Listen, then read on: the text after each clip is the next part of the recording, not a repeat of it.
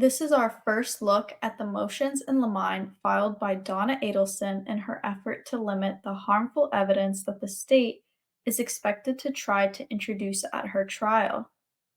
As you will see, Donna is trying to limit the use of some evidence against her, and we got a preview of some of the arguments during my review of Donna Adelson's planner, because many of the issues in the motion were issues that Donna had questions about for Dan Rashbaum. The motion covers many evidentiary issues, seeking a ruling from the trial judge ahead of the trial. This includes her decision not to talk to cops shortly after the murder, when she at first told Detective Isom that she would sit down for an interview, but then left without talking to him. Donna is also trying to prevent the state from introducing evidence that will make her look very wealthy. This is interesting because at Charles Adelson's trial, the strategy was to show him to be wealthy. So wealthy, in fact, that it would be crazy for him to throw it all away for his sister. Now the strategy seems to be to minimize evidence of Donna's wealth. Perhaps the defense senses that the Tallahassee jury will not like Donna as much if they see and hear evidence of her and her family's wealth. To Mentor Lawyer, there is no doubt that evidence of Donna's wealth is relevant in some respects in this case, considering that it is a murder for hire case, and that we have seen evidence that, at one point, Donna suggested that Dan Markel be offered $1 million to allow Wendy and the boys to move to South Florida, perhaps as a way to lessen the financial blow to him of having to travel down to Miami often to see the boys. Wealth is relevant, given the cash payments to the killers, potentially including somewhat cash from Donna, and the subsequent payments to Katie. But will the trial court limit that evidence in response to the motion? That remains to be seen. Donna is also trying to preclude the introduction of some allegedly hearsay statements of Professor Lacasse. And, interestingly, in her calendar, she made several notations about asking Dan Rashbaum about whether Professor Lacasse's statements were hearsay. A more interesting and perhaps more meritorious part of the motion is the attempt to limit the damaging evidence elicited from Wendy Adelson. I think that part of the motion does have a chance. The state, at all prior trials, and particularly during trials where the Adelsons were not represented, was able to elicit significant testimony from Wendy that cast the Adelsons in a very bad light. I think it is a very smart move for the defense here to try to curtail some of that damaging evidence that has little to do with the question of whether Donna Adelson was herself involved in the murder. Another interesting argument concerns the jail calls and the damaging statements by Charlie. We also got a preview in Donna's calendar about the final argument, trying to limit the use of autopsy photos. That was also something that Donna wrote a lot about in her planner, and she and Charlie also discussed it during the jail calls. Okay, let's get into the motion. Defendant Donna Adelson's motion in Limine.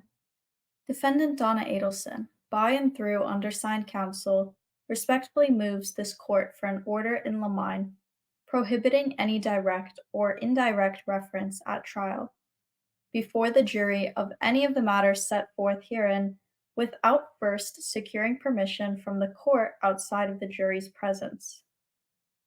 1. Testimony concerning pre-arrest silence.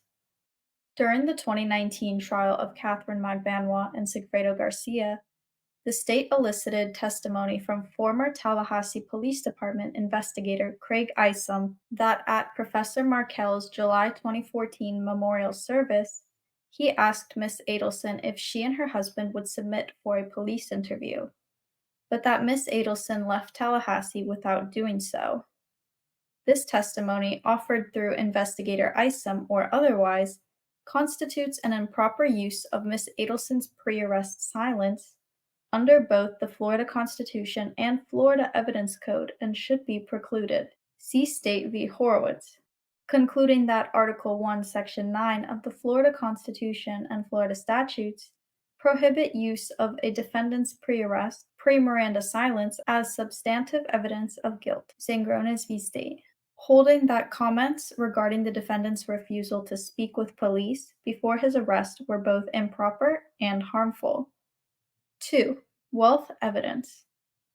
During the previous related trials, the state presented evidence through financial investigator Mary Hull regarding bank and investment accounts held by Miss Adelson and her husband, by Charles Adelson, and by their respective business. Such evidence has no relevance to the case at hand and is being introduced to inflame and prejudice the jury. Let's be clear. We do not dispute that the monies paid to McBanois in the wake of Professor Markel's murder were, in fact, Charles Adelson's money. We also do not dispute that the Adelson Institute had sufficient funds to pay McBanois bi-monthly. As a result, the state's so-called wealth evidence bears no relevance to the Miss Adelson's case, and is unfairly prejudicial and inflammatory. United States v. Bradley. Recognizing that evidence of a defendant's wealth may be admissible when relevant to issues in the case, but that use of a defendant's wealth to appeal to class bias can be highly improper and can deprive that defendant of a fair trial. See also Ryan v. State, holding that comments made by the prosecution in its closing argument, including that the defendant came from money, were of a such prejudicial magnitude as to amount to fundamental error. As such, any evidence concerning Miss Adelson's personal wealth should be excluded. 3. Hearsay testimony from Jeffrey Lacasse. Jeffrey Lacasse, the former boyfriend of Wendy Adelson, has been called to testify on behalf of the state in each of the last 3 trials. In every trial, Lacasse claimed that at various points during their relationship, Wendy made statements to him conveying statements that Charles Adelson purportedly made to her. Among other things, according to Lacasse, Wendy told him 1.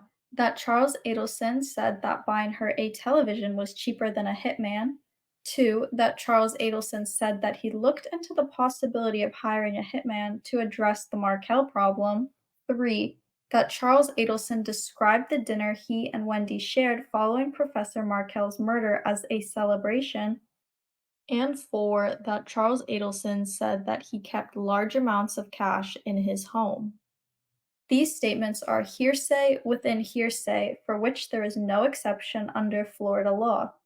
Additionally, and separately, their admission, if Charles is unavailable to testify, would violate Miss Adelson's Sixth Amendment right to confront and cross-examine under Crawford v. Washington. In addition, inasmuch as these alleged statements relate to Charles Adelson, the state should be precluded from eliciting them either through Mr. Lacasse or through Wendy Adelson.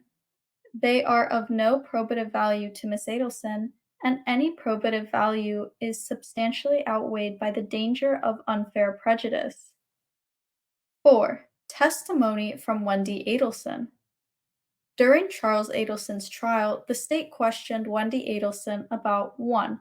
The characters and storyline of a fictional book that Wendy authored about human trafficking. 2. Name changes of her children. 3. Wendy's willingness to allow Professor Markel's parents to visit with her sons since 2014, and relatedly, 4. The Markel's successful efforts since 2014 to lobby for the amendment of Florida's grandparental visitation rights law. The substance of Wendy's fictional book, written years before Professor Markel's death, name changes for her children, visitation decisions she may have made in the wake of Professor Markel's death, and legislation enacted in response to his death have no probative value to the only question this jury will be asked to decide: Donna Adelson's guilt or innocence on the crimes charged. Any conceivable probative value of this evidence value is substantially outweighed by the danger of unfair prejudice, and should therefore be excluded. 5. Jailhouse recordings. At trial, the state will likely seek to introduce recorded telephone conversations between Miss Adelson and Charles Adelson while the latter was held at the Leon County Detention Center following his conviction last fall. While Miss Adelson's statements may be admissible under Florida statute, Charles Adelson's statements are hearsay for which there is no exception under Florida law. Moreover, certain of Mr. Adelson's statements are highly inflammatory, posing a significant danger of unfair prejudice for Miss Adelson, and therefore must be excluded. 6. Autopsy photos. During the trial of Charles Adelson, the state was permitted to introduce 10 separate exhibits, 2 X-ray images and 8 photographs from Professor Markel's autopsy, along with 3 photographs of Professor Markel after the shooting, but before his passing at Tallahassee Memorial Hospital.